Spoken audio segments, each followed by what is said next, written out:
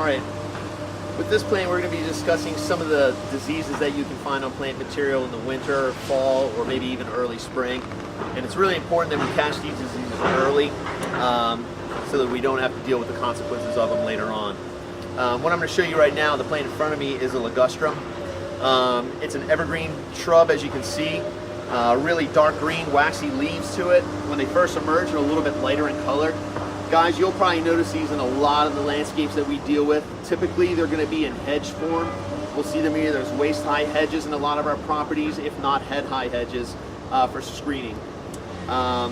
They do okay in shade, prefer sun, but you guys should be able to notice these in more of the landscapes than less that we deal with.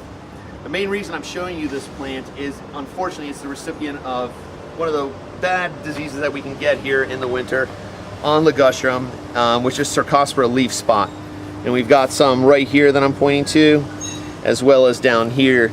I'll show you another example of it. And you'll notice it's a leaf spot. It occurs in the center of the leaf, not on the margin, and basically can spread out from there. If it goes unchecked, basically you can have a leaf start to turn into this, and you'll start yellowing or chlorosis, starting to lose iron. It starts to get even worse when you start to get into leaves like this, and basically you're going to get all the way down to yellow leaves that are just going to be falling off the plant. Now, unfortunately, a lot of times Cercospora leaf spot you'll find at the base of the plant, and it can actually move its way up. If left unchecked, the Cercospora leaf spot, like we said, will cause the defoliation of the plant. Often it'll defoliate from the bottom moving up, and if you are using this plant as screening, you've now just lost all your screening below.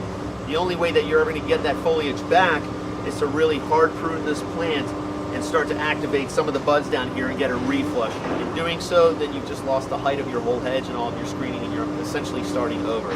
So the earlier you can identify these diseases and let somebody know, the earlier we can treat them and try to avoid these issues in the winter landscape.